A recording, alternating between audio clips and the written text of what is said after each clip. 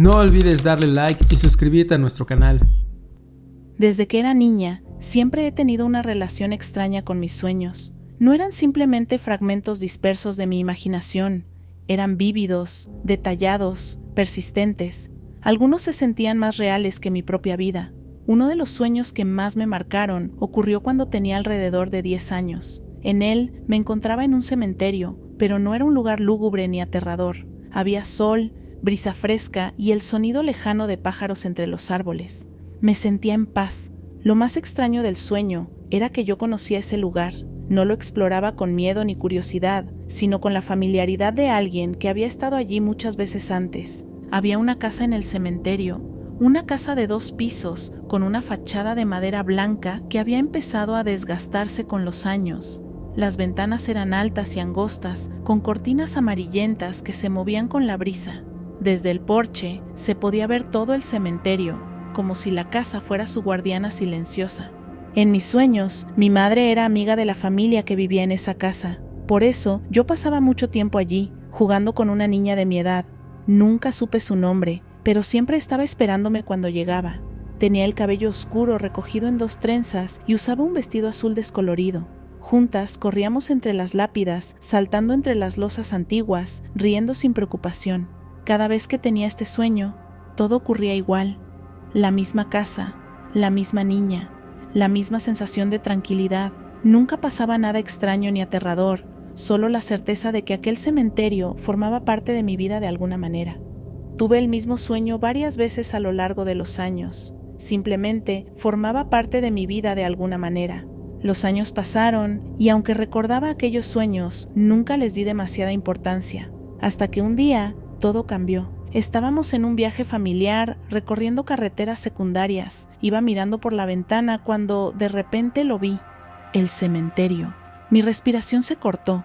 Era idéntico al de mis sueños. La distribución de las lápidas, los árboles inclinados por el viento, los senderos de tierra serpenteando entre las tumbas. Todo estaba ahí. Y en el centro del cementerio, justo donde siempre había estado en mis sueños, estaba la casa. No lo pensé. Tenía que detenerme.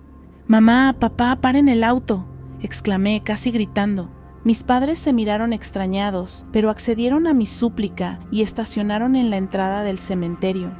Salí corriendo antes de que pudieran decir algo más. Mi corazón latía con fuerza. Cada paso me acercaba más a la certeza de que todo lo que había soñado había sido real. Pero algo era diferente. La casa ya no era la que recordaba. Había envejecido. La pintura blanca estaba descascarada y oscurecida por la humedad. Las ventanas estaban rotas, sus vidrios esparcidos en el suelo como fragmentos de un pasado olvidado. El porche de madera estaba inclinado, como si la estructura estuviera a punto de derrumbarse. Sentí un escalofrío. La casa en la que había jugado tantas veces, aquella que en mis sueños se sentía cálida y acogedora, ahora parecía abandonada desde hacía décadas. Mis padres se acercaron detrás de mí, observando la escena con curiosidad. «¿Cómo conoces este lugar?», preguntó mi madre con el ceño fruncido. Mi voz tembló. Soñé con esto. Antes de que pudieran responder, un sonido me paralizó. Risas, suaves, lejanas, casi arrastradas por el viento, pero yo las reconocí al instante. Era la risa de la niña de mis sueños. Giré la cabeza, buscando el origen del sonido. Mis ojos recorrieron las lápidas, los senderos, las sombras alargadas que proyectaban los árboles. Pero no había nadie, solo el viento, las hojas secas crujientes bajo mis pies y la sensación de que alguien me estaba observando. Mis padres no parecían haber oído nada. «Deberíamos irnos», dijo mi padre, incómodo. No protesté, me obligué a dar media vuelta, aunque todo mi ser me pedía que entrara a la casa, que buscara a la niña, que descubriera qué había detrás de esos sueños. Pero lejos de sentirme en paz y tranquila, como en mis sueños, sentía un profundo terror que no podía explicar, una sensación que me erizaba cada vello de la piel. Cuando nos alejamos, me atreví a mirar por última vez a la casa. En una de las ventanas del 2º piso, justo donde en mis sueños estaba la habitación de la niña, había una sombra, una figura pequeña, inmóvil, observándome. No volví a soñar con el cementerio después de eso. Pero a veces, en noches silenciosas, cuando el viento sopla de cierta manera, todavía puedo escuchar su risa. Cuando tenía 16 años, solía pasar casi todas las tardes en casa de mi novia, Julia.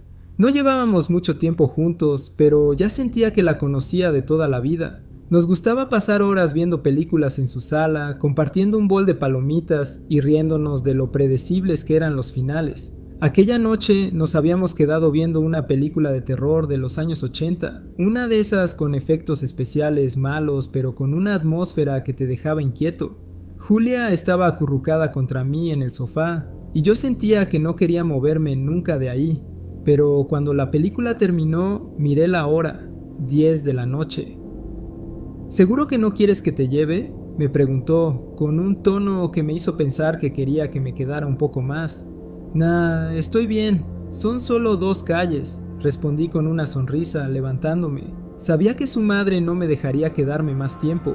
Además, me gustaba el trayecto a casa. Era un barrio tranquilo, con casas grandes y jardines bien cuidados, iluminados por faroles de luz amarilla. Me encantaba deslizarme por esas calles con mi patineta, sintiendo el viento en la cara. Así que me despedí con un beso rápido y salí. La noche estaba en calma, el aire fresco y apenas se escuchaba más que el sonido de mis ruedas rodando sobre el pavimento. Mi casa estaba cuesta abajo, así que, sin mucho esfuerzo, tomé velocidad mientras descendía por la calle. Todo estaba desierto, ni un solo coche. Vi la intersección con la avenida principal acercándose y pensé en cruzar sin detenerme. La calle nunca era muy transitada a esa hora, así que planeé seguir de largo. Pero entonces mi rueda golpeó una piedra. El mundo se volcó en un instante. Salí disparado hacia adelante. El impacto arrancó el aire de mis pulmones. Sentí el pavimento rasgando mi piel mientras me deslizaba varios metros por la calle. Mi cabeza, mi hombro derecho, mi cadera, mi rodilla, todo golpeó contra el asfalto en una fricción brutal. Un dolor abrasador recorrió mi cuerpo. Quise levantarme, pero no pude. Entonces lo vi. Un coche venía en mi dirección, apenas a 30 metros. Intenté moverme, nada. Mis extremidades no me respondían. Grité con todas mis fuerzas, pero el conductor no reaccionó. 20 metros. El coche seguía su curso. No había señales de que me hubiera visto. 10 metros. Podía oír el rugido del motor, el rechinar de las llantas sobre el asfalto. 5 metros. Cerré los ojos y me preparé para el golpe. Silencio. Abrí los ojos. El coche ya no estaba frente a mí. Lo escuché detrás. Parpadeé varias veces sin entender. Mi cuerpo seguía exactamente en la misma posición. No me había movido. No había sensación de impacto, ni de haber sido arrastrado, ni nada. Giré la cabeza y vi las luces traseras alejándose por la carretera, como si hubiera pasado directamente a través de mí. No podía explicarlo. No era posible. Mi corazón latía con violencia. Me incorporé con dificultad, sintiendo la sangre resbalar por mis brazos y piernas. Temblando, recogí mi patineta, cojé hasta casa y me metí en la cama sin decir una palabra. A la mañana siguiente, Julia me llamó. ¿Estás bien?, preguntó con un tono de preocupación. Le conté todo, esperando que se riera o me dijera que seguro lo había imaginado, que el coche debía haber pasado justo al lado sin que me diera cuenta. Pero en lugar de eso, se quedó en silencio. ¿Qué pasa? Anoche, justo después de que te fuiste, me sentí rara, dijo con la voz temblorosa, como si, no sé, como si algo malo hubiera pasado. Me entró una angustia horrible, pero cuando te mandé un mensaje, nunca respondiste. Busqué mi celular, estaba apagado. La batería estaba completamente cargada la última vez que lo revisé. Por más que intenté encontrar una explicación, nunca lo hice. Nadie me creyó, pero yo sé lo que viví y sé que no debería estar aquí.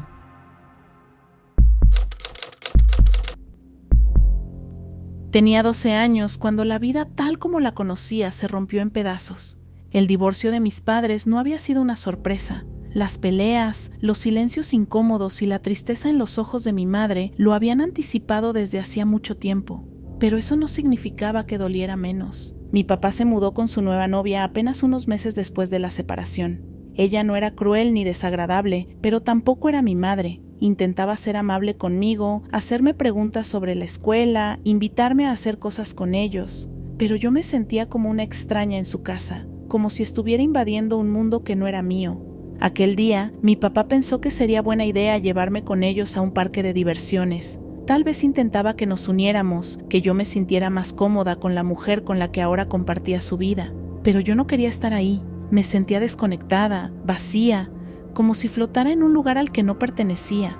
Hasta que la vi, una niña de mi edad entre la multitud. Mi corazón se detuvo por un segundo. No sabía su nombre, ni de dónde la conocía, pero sí sabía algo. La había extrañado, y por la forma en que sus ojos se iluminaron al verme, supe que ella sentía lo mismo. Sin pensarlo, corrimos la una hacia la otra y nos abrazamos con fuerza, como si hubiésemos pasado una eternidad separadas, y al fin hubiésemos vuelto a casa. No recuerdo exactamente qué nos dijimos en ese momento. Lo único que sé es que hablamos sin parar, riendo y terminando las frases de la otra, como si hubiésemos compartido una vida juntas. Cuando miré hacia arriba, nuestros padres nos observaban con confusión, riendo entre ellos, encogiéndose de hombros. ¿Se conocían de antes?, preguntó mi papá con una sonrisa nerviosa. No lo sé, respondí en un murmullo, sin apartar la mirada de mi nueva, o vieja, amiga. Nuestros padres decidieron dejarnos caminar juntas por el parque y durante unas horas fue como si todo el dolor, toda la tristeza se disipara. Nos tomamos de la mano mientras recorríamos los juegos, hablando como si hubiésemos tenido una vida entera de historias que contar. Cada vez que ella reía, sentía que una parte de mí que había estado rota comenzaba a repararse. Cuando subimos al tranvía que nos llevaba a otra parte del parque, nos sentamos juntas, justo delante de nuestros padres. No quería soltar su mano, no quería que el día terminara. Pero, como todo lo bueno en la vida, eventualmente llegó el final. Nuestros padres nos dijeron que ya era hora de separarnos. No quiero irme, le susurré. Ella negó con la cabeza, con lágrimas formándose en sus ojos. Nos abrazamos una última vez, más fuerte que nunca. Sentí que una parte de mí se quedaba con ella y que una parte de ella se quedaba conmigo. Nos alejamos sin mirar atrás y nunca la volví a ver. Los años pasaron y aunque los detalles del parque y la ropa que usábamos se han difuminado en mi memoria, su rostro sigue intacto en mi mente. No sé quién era ni de dónde la conocía. No sé si fue una amiga de otra vida, un alma gemela perdida en el tiempo, un eco de algo más grande de lo que puedo comprender. Pero la extraño cada día y de alguna manera inexplicable sigo sintiendo su ausencia en mi vida.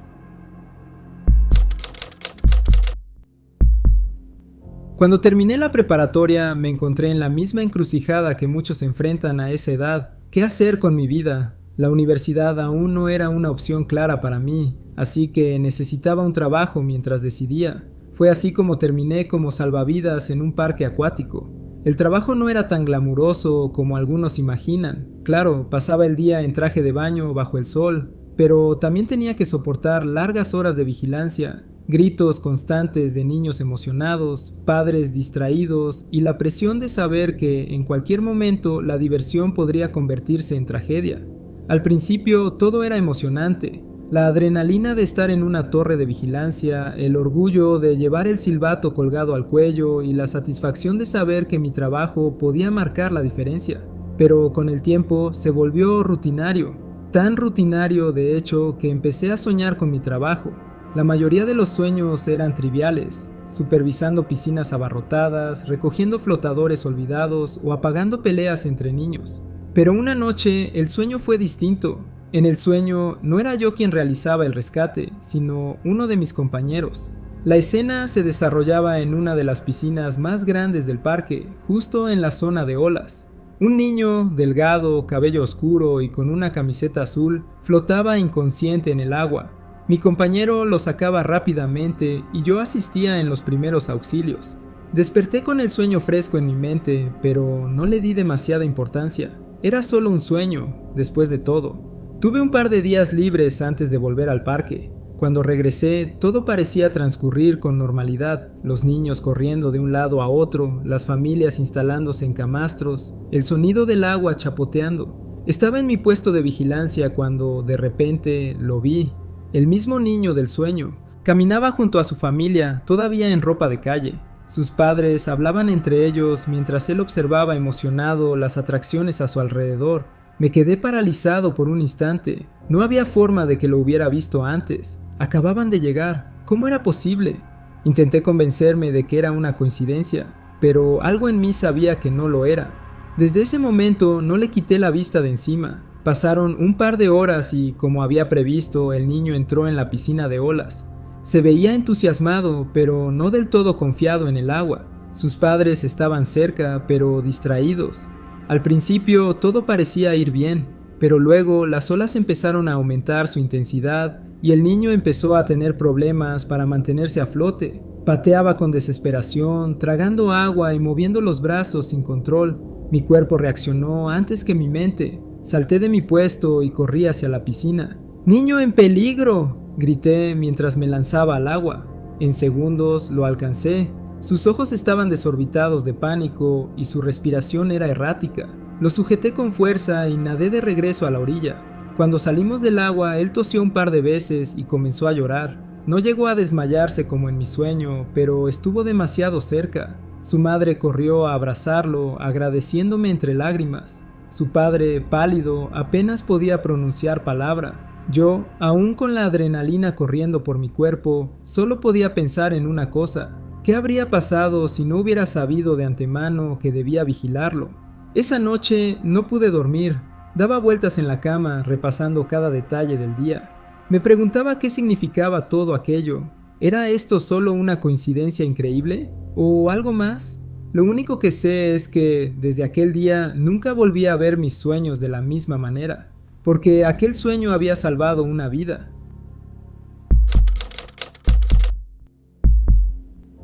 A lo largo de los años había llegado a conocer cada pequeño detalle sobre mi mejor amiga, sus manías, sus gustos, la manera en que arrugaba la nariz cuando se reía y, sobre todo, su amor incondicional por su gato. Ese animal era más que una simple mascota, era su compañero, su refugio, la única constante en su vida. Desde que éramos niños, el gato siempre había estado allí, siguiéndola por la casa como una sombra silenciosa, durmiendo a sus pies cada noche, acurrucándose junto a ella cuando lloraba. Así que cuando desapareció, fue como si le hubieran arrancado una parte del alma. Los primeros días fueron un torbellino de ansiedad y desesperación. Pegamos carteles por todo el barrio, llamamos a refugios, recorrimos cada calle, cada rincón donde pudiera haberse metido. Ella apenas dormía, su mirada se había vuelto opaca, sus manos temblaban cada vez que revisaba el teléfono con la esperanza de que alguien hubiera encontrado a su querido amigo. Yo intentaba consolarla, pero ¿qué se le dice a alguien cuando pierde a la única criatura que siempre ha estado a su lado? Una noche, mientras hablábamos por teléfono, me vino a la mente un recuerdo borroso, algo que, en ese momento, no dudé en mencionar. Oye, no es la primera vez que esto pasa, ¿verdad? ¿Qué? Tu gato. Recuerdo que una vez me escribiste diciendo que se había escapado y que lo encontraste atrapado en un restaurante de barbacoa que estaba cerrado por el fin de semana. Ella se quedó en silencio. ¿De qué estás hablando? Hace años me lo contaste, me mandaste un mensaje preocupada y luego me dijiste que lo encontraste atrapado en ese lugar. Podía escuchar su respiración temblorosa al otro lado de la línea. Mi gato nunca se ha escapado antes. Un escalofrío me recorrió la espalda. Debe haber sido otra persona, o tal vez, no sé, lo soñé o lo imaginé. Number fue a mí a quien le dijiste eso, murmuró ella. Pero yo nunca te mandé ese mensaje.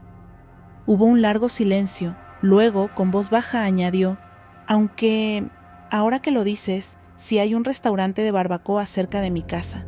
La sensación de inquietud creció en mi pecho. Buscamos en nuestras conversaciones, en cada mensaje que habíamos intercambiado durante los años. No encontramos nada. No existía ninguna conversación sobre su gato escapando, ni una sola mención del restaurante de barbacoa. Y sin embargo, yo lo recordaba con absoluta claridad. Al día siguiente, a pesar de lo extraño de la situación, mi amiga decidió ir al restaurante. Cuando llegó, estaba cerrado, exactamente como en aquel recuerdo inexistente. Se acercó a las ventanas y miró hacia adentro. Y ahí estaba él, su gato, acurrucado en un rincón, mirando hacia afuera con esos ojos grandes y brillantes que parecían suplicar ayuda. Mi amiga casi se desmaya del alivio, golpeó el vidrio y el gato maulló al verla. Se sintió mareada, sin saber si reír o llorar. Se alejó rápidamente para llamar al dueño del restaurante y después de unos minutos que se le hicieron eternos, un hombre de voz cansada le contestó. Cuando finalmente lograron sacarlo, el gato se lanzó a sus brazos y ella rompió en llanto. Lo abrazó con fuerza, sintiendo su cálido y suave pelaje contra su piel. Nunca antes había visto tanto amor y alivio en una sola mirada. pero cuando nos encontramos más tarde ese día, había algo en su expresión que me hizo estremecer. «No entiendo cómo supiste eso», dijo en voz baja. «Si no me lo hubieras dicho, jamás habría pensado en buscar ahí». «No lo sé», respondí con sinceridad. «Solo lo recordaba». Ella me miró fijamente. Pero no pasó. Nos quedamos en silencio, sin saber qué más decir. Si no había sucedido, ¿por qué yo tenía ese recuerdo? Si no había pasado antes, ¿de dónde había salido esa certeza en mi mente?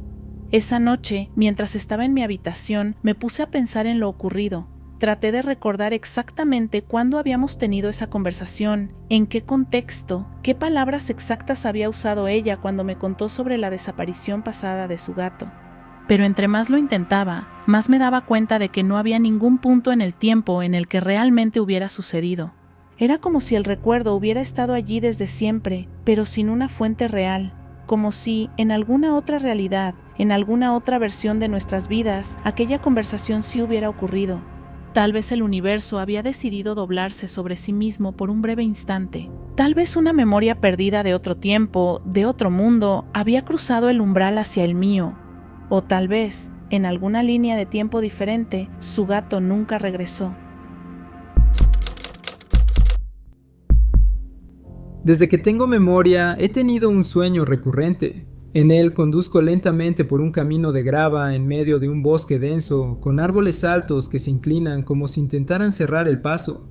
El sol siempre está poniéndose, tiñendo el cielo de un naranja profundo, y todo el ambiente está bañado en una luz crepuscular que proyecta sombras inquietantes. Pero nunca llego al final del camino. Nada sucede realmente en el sueño, pero hay algo en ese lugar que me llena de una angustia inexplicable. Es un miedo sutil, no el pánico de una amenaza evidente, sino la sensación de que algo me observa desde entre los árboles, algo que sabe que estoy allí. Siempre despierto antes de ver qué hay al final del sendero. En la vida real, mi gran pasión siempre ha sido el ciclismo. Desde adolescente, mi bicicleta se convirtió en mi compañera inseparable.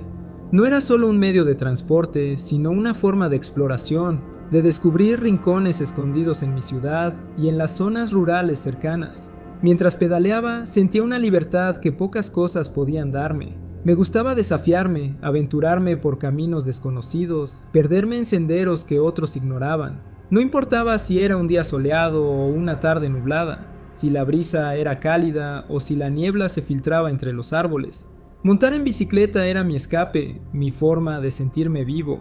Un día, mientras recorría una carretera secundaria, vi un camino que no recordaba haber visto antes. Había un letrero envejecido por la intemperie con letras apenas legibles: Loveless Park.